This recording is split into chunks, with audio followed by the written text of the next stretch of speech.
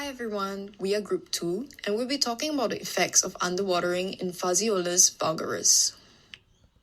Firstly, the reason why we chose underwatering as our environmental variable is because drought, which is defined as a period of dry weather that is detrimental to plants, is expected to become more frequent, severe, and longer lasting due to climate change. Moreover, drought directly impacts food security as it is a key environmental factor that inhibits photosynthesis and decreases the growth and productivity of plants. Under water-deficient conditions, root biomass usually increases as it allows for an increased capacity for water uptake. This usually occurs at the expense of shoot growth as a strategy to reduce water usage under stress. However, the accumulation of shoot biomass is considered a crucial trait for green legumes, like the common bean, to achieve a high seed yield. Ultimately, the ability of crops to maintain high shoot biomass production under water stress is important for greater agricultural productivity and food security. As such, this presentation aims to investigate whether drought-induced conditions would compromise shoot growth. Thus, we hypothesize that the shoots will have less growth in underwatered plants than in satisfied plants. There was an overall test on 8 plants, where they were separated into 2 groups over the duration of 3 weeks. These 2 groups were the example of a well-watered bean plant and an underwatered bean plant.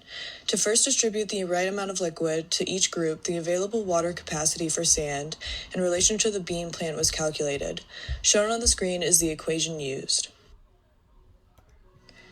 After this amount was found, the plants were then separated into groups of 4 for replicate purposes, where the first group was considered the control. Based on the equation, 8 milliliters of water was added to the control group twice a week. In the treatment group, which represented drought conditions, only 2 milliliters of water was added. In order to keep the plants relatively healthy, 2 milliliters of nutrients was added once a week.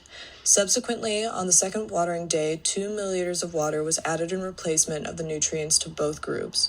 This way, the control group was getting a consistent liquid content of 10 milliliters and the treatment group 4 milliliters.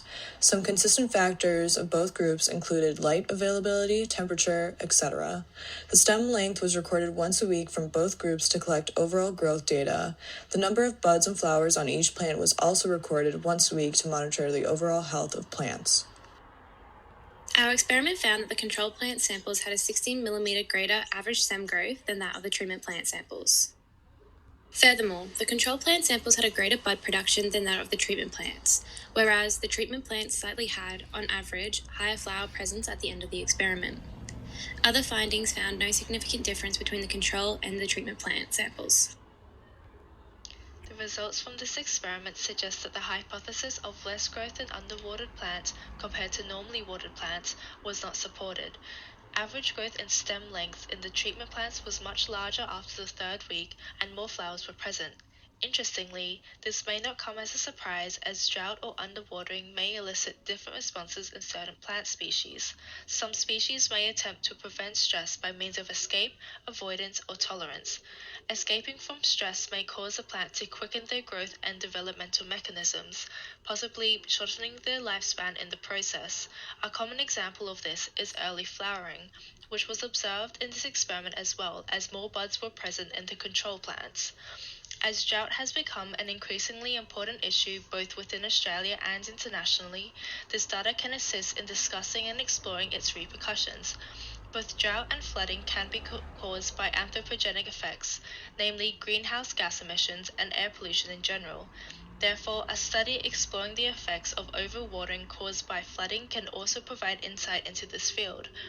Although the beginnings of the effects of drought were explored in this experiment, the overall or long-term effects were not observed. Therefore, an investigation into the long-term effects of drought may also provide a great point for future research.